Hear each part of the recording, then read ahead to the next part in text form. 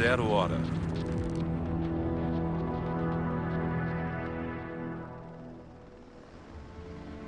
Este programa é uma reconstituição da hora anterior à captura de Saddam Hussein. Eu fiquei frente a frente com Saddam.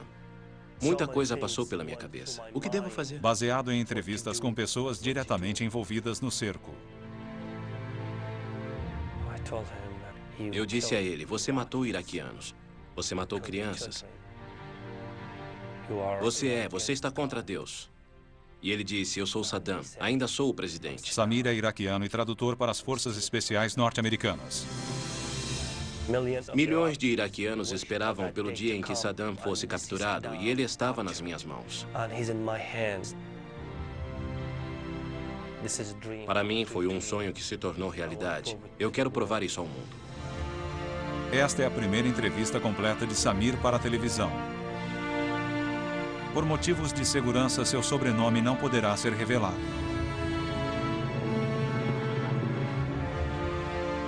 A captura de Saddam.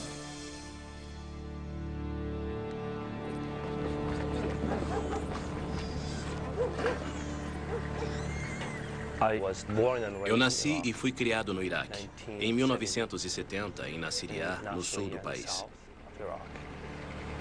Deixei minha pátria aos 20 anos de idade. Saí do país porque me envolvi na revolta após a Guerra do Golfo em 1991. Samir estava entre as dezenas de milhares de muçulmanos xiitas exilados após a Guerra do Golfo em 1991. Era a única escolha para os que participaram da revolta xiita que se seguiu à guerra. Deixar a pátria e sobreviver, ou ficar e correr risco de vida.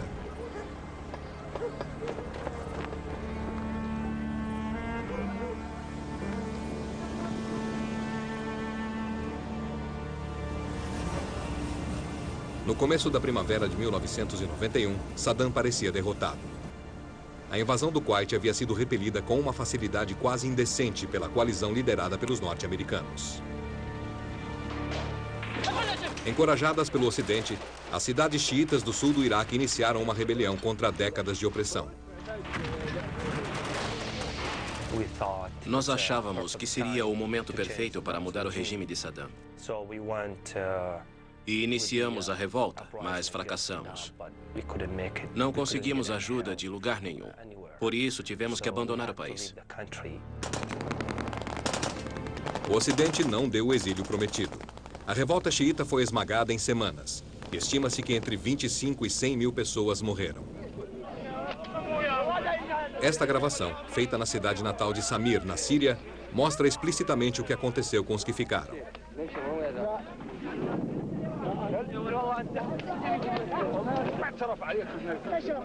O homem vestido com o casacão era um primo de Saddam, Ali Hassan al-Majid, mais conhecido no Ocidente como Ali Químico. Ele ordenou diretamente o massacre dos curdos.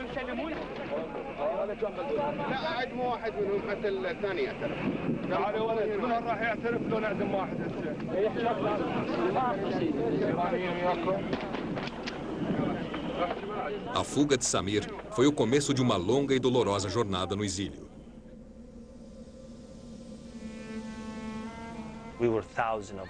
Havia milhares de nós naquele acampamento de refugiados na Arábia Saudita. Eu tive que passar 3 anos e meio ali, no meio do deserto. Foi uma experiência terrível. É difícil viver numa barraca sem saber o que vai acontecer no futuro. Nós perdemos a esperança.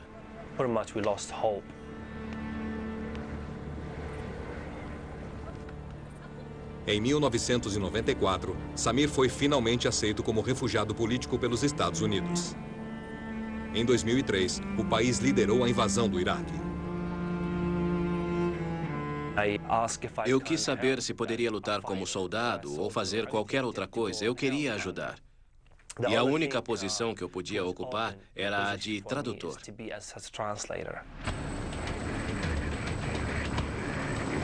12 anos após ser obrigado a sair de sua terra natal, Samir voltou e conseguiu sua vingança.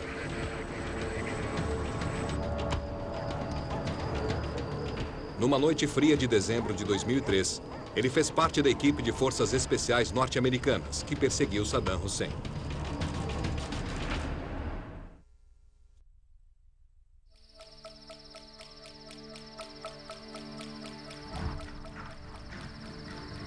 O exército norte-americano no Iraque recebeu uma pista do fugitivo. Seu codinome era Alvo Valioso número 1. Eles tentariam capturá-lo naquela noite.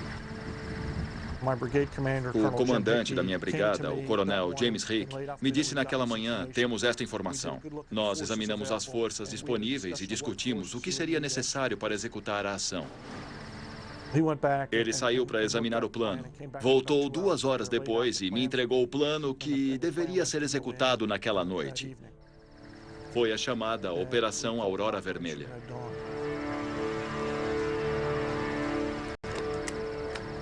Vamos repassar. Estaremos aqui, do lado da rodovia 24. Nós cercaremos o local. Temos 8 helicópteros Apache.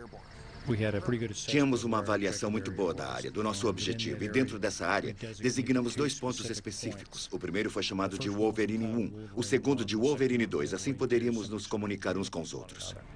Certo. Vamos atingir os alvos por aqui e por aqui. Saddam Hussein passou 9 meses fugindo dos norte-americanos. Mas com o agravamento da crise no Iraque, sua captura tornou-se prioridade máxima.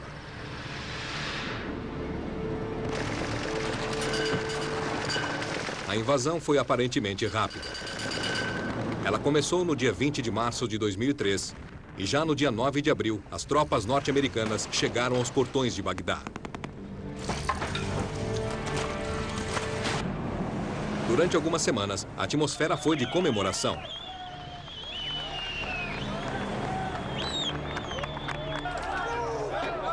O presidente dos Estados Unidos, George W. Bush, declarou que o conflito havia terminado. As principais operações de batalha no Iraque terminaram. Na guerra do Iraque, os Estados Unidos e os aliados prevaleceram. O tirano caiu e o Iraque está livre. Foi quando a insurreição começou. As tropas da coalizão estavam novamente em guerra contra um inimigo invisível.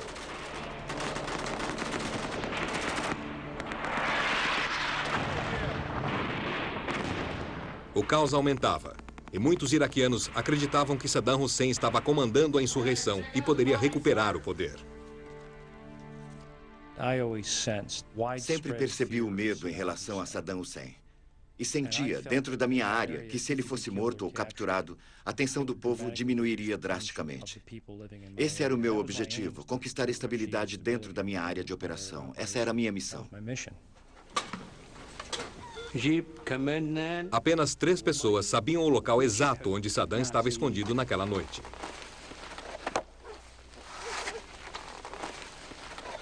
Dois cuidavam dele.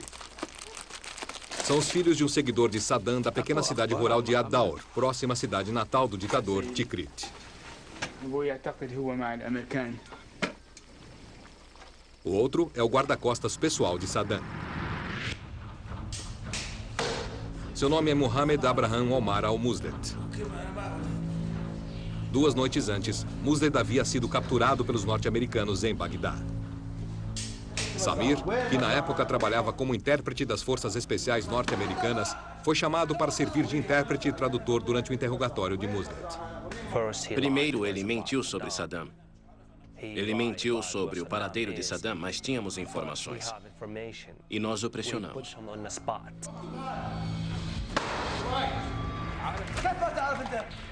Ele sabia que não podia mentir mais, porque tínhamos uma imagem de satélite. Nós trouxemos um mapa e ele nos mostrou onde ficava a fazenda. Mostrou uma fazenda chamada Ad-Daur.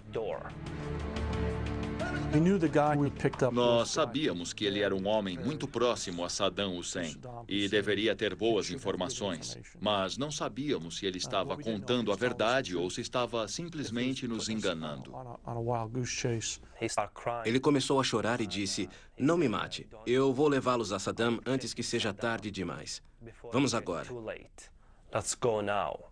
Eu diria que nós levamos a informação a sério quando executamos a missão. Mas se você quer saber se eu achava que capturaríamos Saddam Hussein especificamente naquela noite, eu diria que a probabilidade era de 50%. Começara o primeiro estágio da Operação Aurora Vermelha.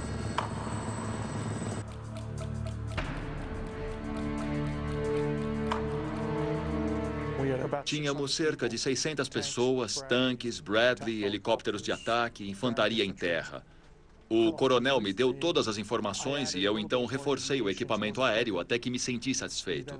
Depois aprovamos a data de execução do plano para aquela noite.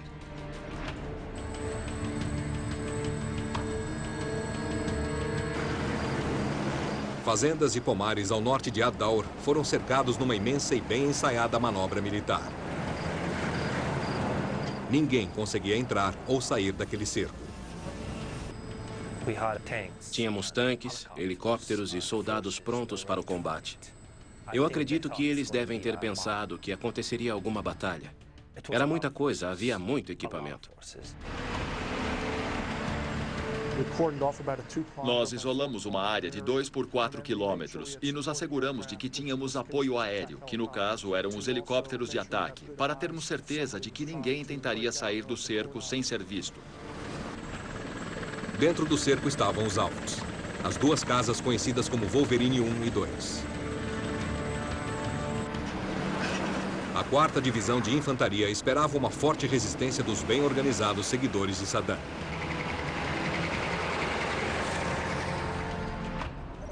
Acreditávamos que ele teria algum sistema de alerta ou indivíduos que ficassem a poucos quilômetros de distância para avisá-lo caso alguma coisa acontecesse e que ele tentaria escapar.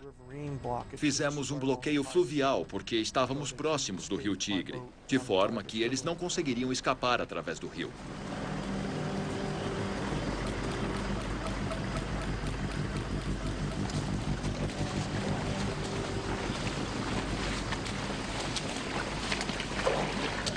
O tenente-coronel Steve Russell estava no comando do esquema para bloquear as tentativas de fuga pelo rio Tigre, que corria perto das duas casas.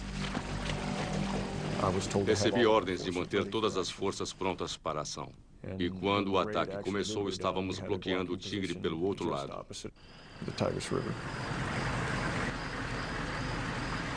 Além da imensa vantagem da visão noturna, os norte-americanos eram também os únicos que conseguiam enxergar o cerco externo através de um sistema de rastreamento digital sofisticado, que pontuava todas as suas posições.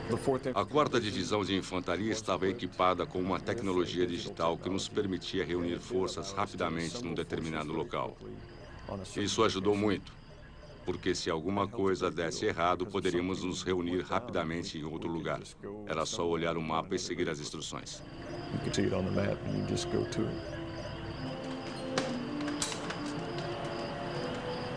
Esperando num celeiro abandonado nos arredores de Ad-Daur, a força formada para o ataque naquela noite era uma unidade de operações especiais, conhecida como Força Tarefa 121. Musled, o guarda-costas pessoal de Saddam, está com eles. Samir é o tradutor.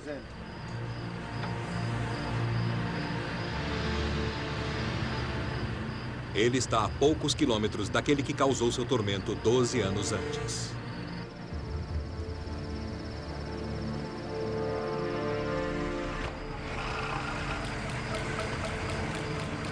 Com o fechamento do cerco, as forças de ataque começaram a se movimentar.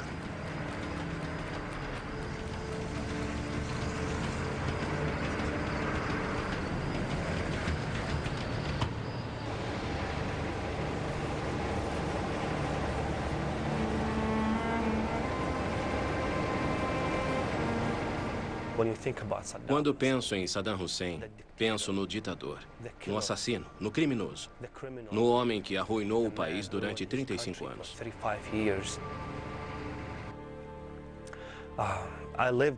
Eu vivi 20 anos no Iraque e sei o que aconteceu com o meu país. O que aconteceu com o meu povo, com a família que eu perdi, com os meus amigos, com os vizinhos que foram executados durante o regime de Saddam.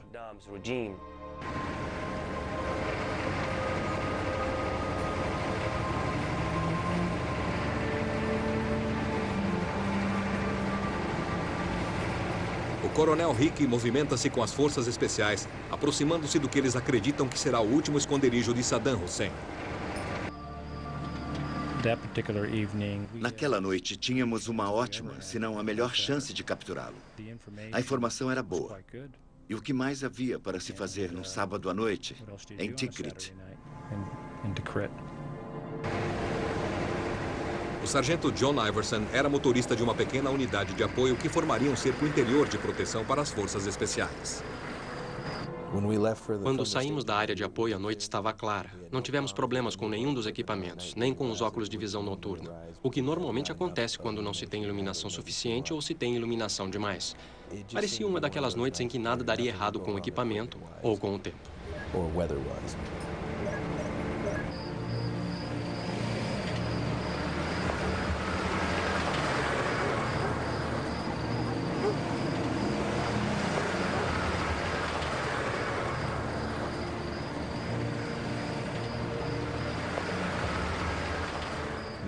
Eu estava no primeiro veículo atrás do grupo de operação das Forças Especiais. Nossas instruções eram simples, nós tínhamos que segui-los. Eles se movimentavam para um local e, quando isso acontecia, tínhamos que isolar a área. Neste momento, todos os outros veículos do nosso comboio vinham atrás e se colocavam em posição.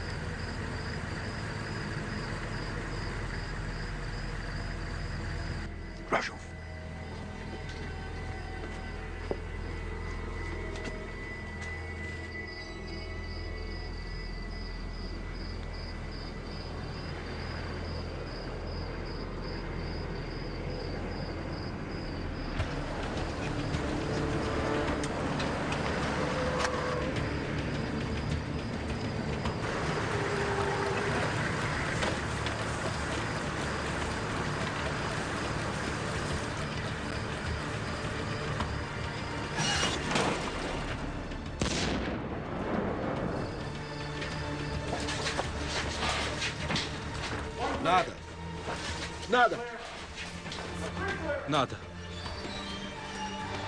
Aqui nada! Aqui nada!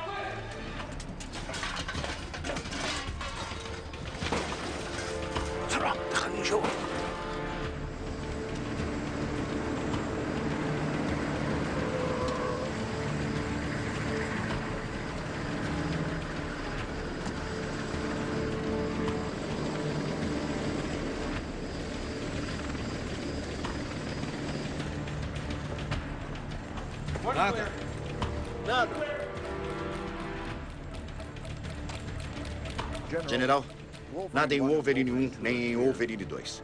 Nenhum sinal do alvo. Ainda há mais um lugar para procurar. Recebi o chamado do Coronel Rick e ele me contou que já havíamos vasculhado Wolverine 1 e Wolverine 2 sem encontrar nada. O tempo estava passando e isso dava às pessoas tempo para se movimentarem e talvez perceberem que estávamos ali. A minha certeza de que pegaríamos Saddam naquela noite diminuiu bastante. Perto do rio Tigre, entre Wolverine 1 e 2, havia uma construção desolada que mal servia para a habitação humana.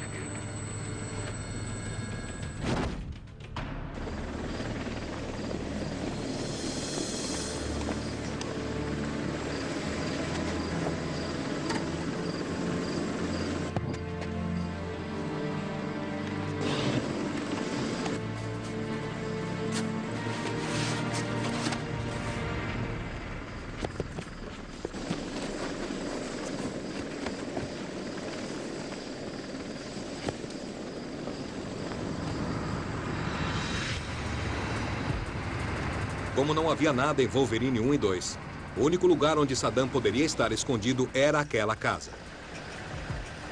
Mas no escuro, era difícil passar pelo complexo labirinto do terreno que leva ao local. Nem Mosley tinha certeza.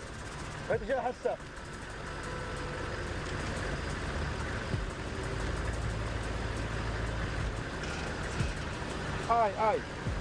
Yamin. Go right.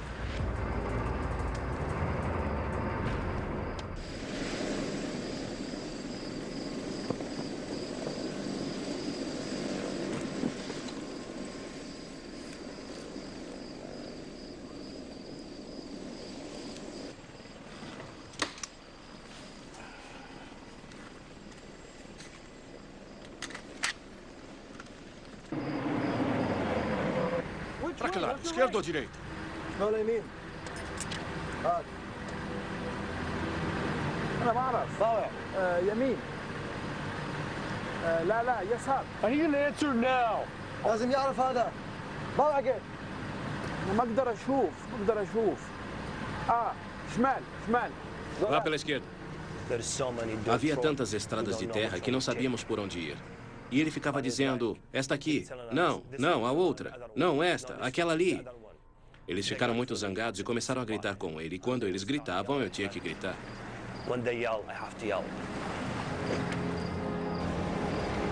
Deveríamos estar vendo a fazenda agora. Onde ela está? وين المزرعة؟ مش مزرعة هو، وين المزرعة؟ ما تقدر اشوف باب النظور لك باب النظور بعد ما اقدر نانا Eu acho que é ali, vai reto, é ela.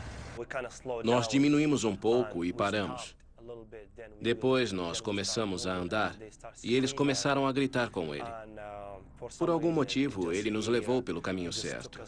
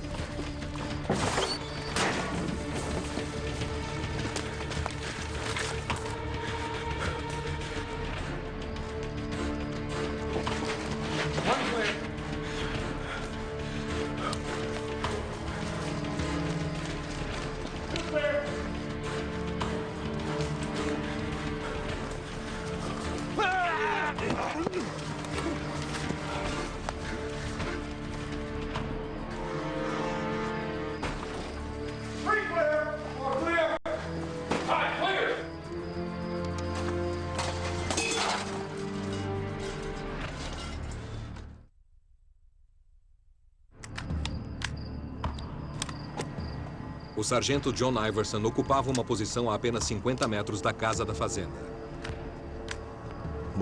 Meu artilheiro verificou seu sistema de busca para ter certeza de que não havia ninguém ali. Naquele momento, eu já havia visto que eles estavam lá dentro. Eu não sabia o que estava acontecendo, mas lembro que o artilheiro chamou minha atenção. Ele me disse que havia alguém se movimentando no pomar ao lado.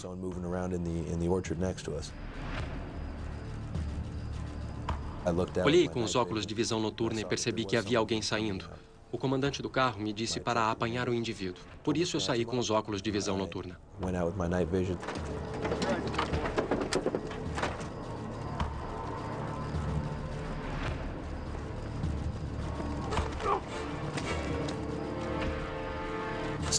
Eu o apanhei.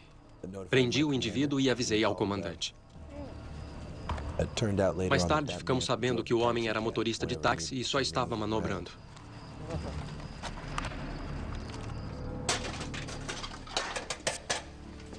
Embora houvesse sinais de que a casa rústica da fazenda havia sido habitada naquela noite, parecia que não havia mais ninguém lá dentro.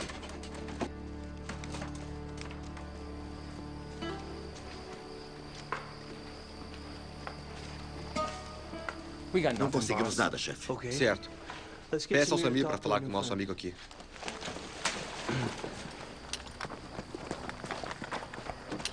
Samir, precisamos de você.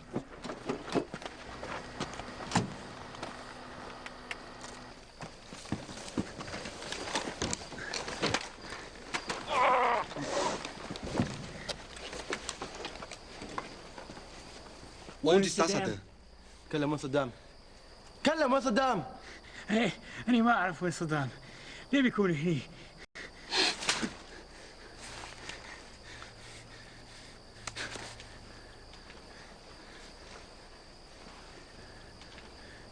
كلم لك وين صدام كلم والله صدام مو موجود Ambos estão mentindo. Tentamos várias coisas com os dois para fazer com que falassem, que contassem onde Saddam estava. Nós oferecemos essa oportunidade a eles. Eles mentiram para nós.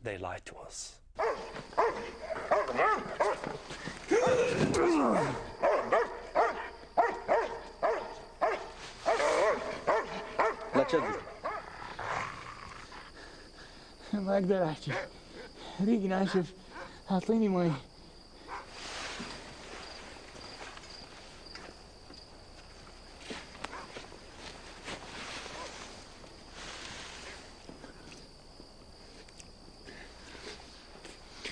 Ele vai contar onde está Saddam. وين صدام؟ احنا نعرف صدام وجه هنا. تكلم. صدام مو هني. مين يقول لك صدام هني؟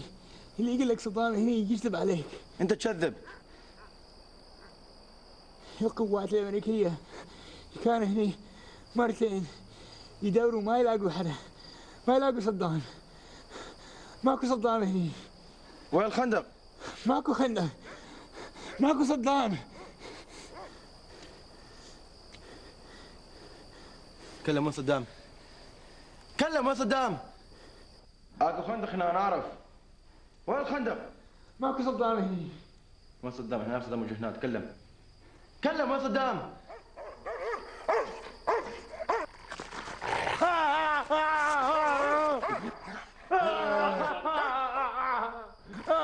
اكو خندق هنا انا اعرف. وين الخندق؟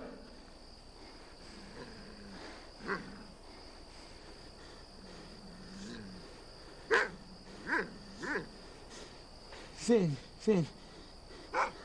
اكو خندق. هنا وين؟ لازم اخذك عليه.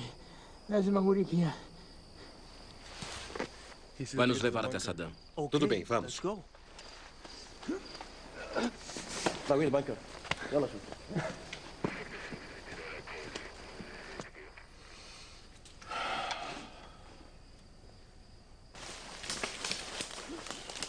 Só conseguíamos ver árvores, laranjeiras. Orange trees.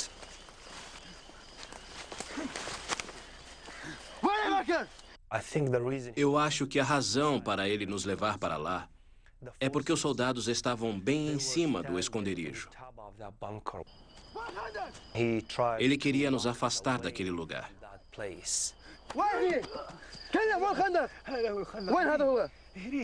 حوالينا كلها هذا هو لا تكذب. وين الخندق؟ كلم لك. وين الخندق؟ وين هني؟ وين؟ هذا هو وين هذا هو؟ وين؟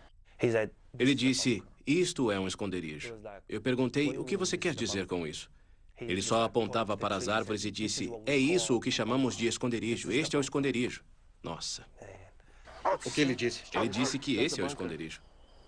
Onde? وين؟ وين الخندق؟ شاوني. وينه؟ كله محل ما احنا هني. Entre as árvores, ele disse que no Iraque isso é um esconderijo. O quê? Ele está mentindo. Imaginei. Não temos tempo para isso. Nós os assustamos com os cães para fazer com que eles falassem. Eu dei um soco no rosto dele. Eu fiquei chacoalhando o homem e disse, você tem a chance de nos contar onde está Saddam. كذاب! ها! نتكلم كذاب!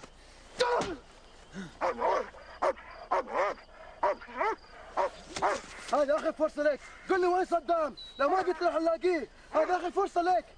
بروح تشوف أهلك. تكلم معاي. Isso não vai adiantar. Vamos falar com Muslev. Ele não contou onde estava Saddam. Tivemos que voltar a falar com o guarda-costas. Ele era a nossa única esperança. Eu estava desapontado. Estávamos ali para capturar Saddam. E onde estava Saddam? Chegara a hora. Precisávamos pegar Saddam, mas até aquele momento não tínhamos nada.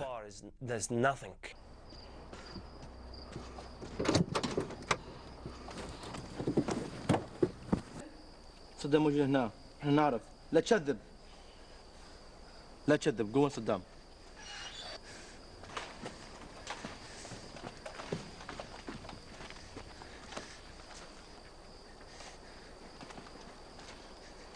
راح الاقي الخندق. الاقي صدام. واذا ما تقول لي راح اقتلك. قول لي الحين هذا آخر فرصة لك تكلم. أنا ما أعرف وين صدام، ما أعرف وينه، يمكن محمد يعرف.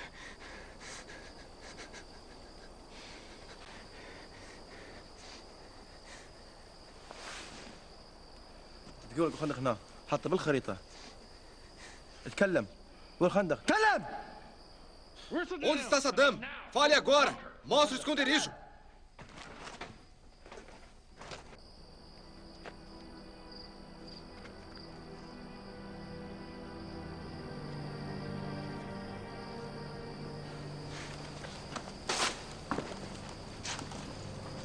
خندق هنا. وين هنا؟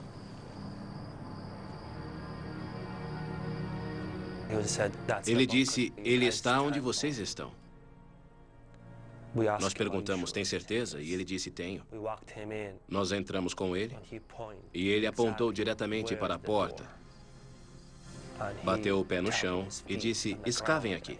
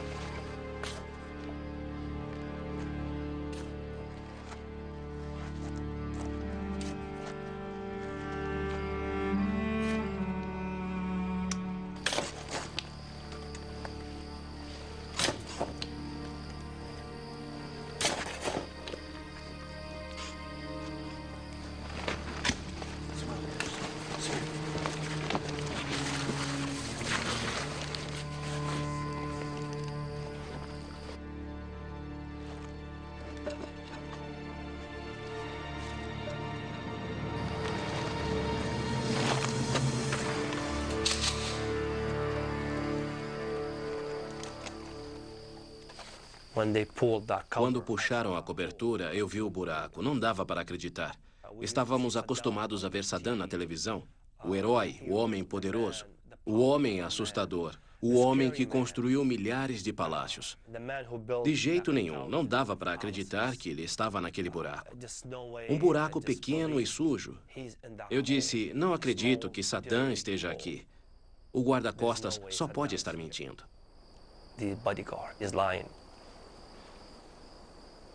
Liga a lanterna.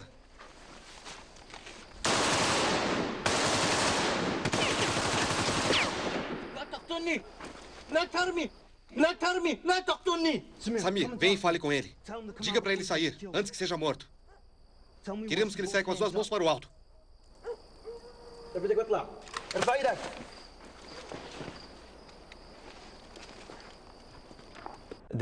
Eles me puxaram de volta. Me deixaram falar com Saddam por um segundo e me puxaram de volta. Eu acho que eles não queriam que nada acontecesse. Talvez Saddam puxasse uma arma e fosse atirar, ou talvez ele se suicidasse. Ou ele poderia jogar uma bomba para fora daquele buraco. Mas, por algum motivo, eu não pensei nisso. Saddam estava lá. Ele havia destruído a minha vida. Eu queria vê-lo, queria tirá-lo dali. Por favor, deixe eu falar com ele. Tudo bem, tome cuidado. Diga para ele sair com as duas mãos para o alto. رويني ايديك، ايديك الثنتين. لا تخاف، كل شيء يكون زين، رويني ايدك. لا ترمي، لا ترمي. زين اطلع حتى لا تموت. ارفع ايديك حتى تبقى حي. لا تخاف، كل شيء يكون زين، رويني ايديك الثنتين.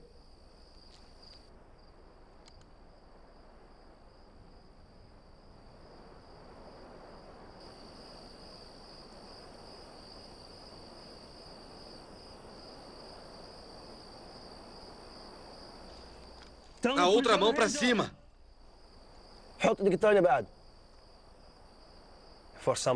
Por algum motivo, ele achou que queríamos que levantasse a mão esquerda. Ele deixou a direita abaixada e quis sair com a esquerda no alto.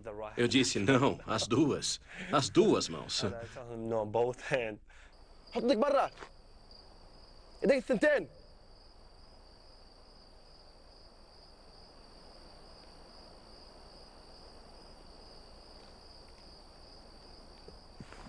Peguei.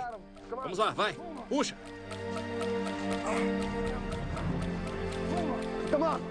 Isso! Não vou me esquecer daquele momento. Do olhar de Saddam quando o tiramos dali. América, por quê? América, por quê? E ele começou a falar em inglês, América, por quê? Era a voz de Saddam. Ele parecia velho e tão cansado. Ele parecia assustado e abatido. Seu cabelo estava despenteado, a barba estava comprida, o cabelo comprido. Quando alguns rapazes o puxaram pelo cabelo, viram que ele estava ceboso. E eu pensei, só Deus sabe quanto tempo ele passou sem tomar banho. Parecia terrível.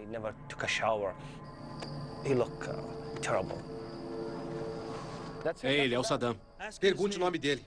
É o Saddam. Pergunte!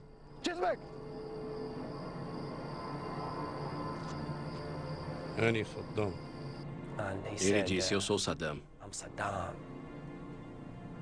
Eles me pediram para perguntar qual Saddam. Saddam do quê? Precisávamos do nome completo. Pergunte Saddam do quê? O quê? Pergunte!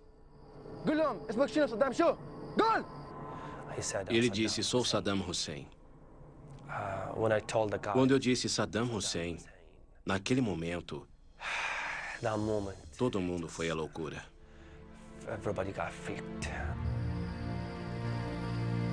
Saddam Hussein.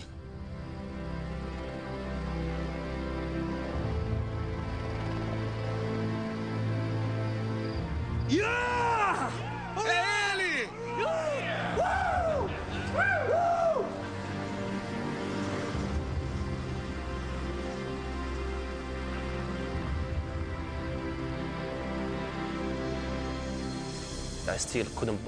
Eu ainda não conseguia acreditar no homem que havíamos tirado daquele buraco. Desde que nasci, eu via aquele homem na televisão chamando a si mesmo de herói, e havia sido tão fácil capturá-lo. Ele queria continuar vivo e não estava feliz. A expressão no rosto dele mostrava que ele não estava feliz. Ele estava perturbado.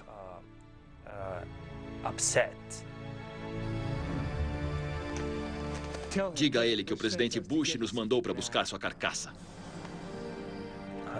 Eu traduzi o que ele havia dito e Saddam não ficou nem um pouco contente. Ele disse, meus sapatos, meus sapatos.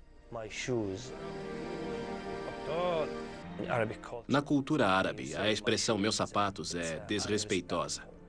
Ele quis dizer, meus sapatos são melhores que você, sua família e seu país. Esta foi a resposta de Saddam para o exército. 121 para comando. O alvo está sob custódia. Repetindo, alvo sob custódia. Câmbio.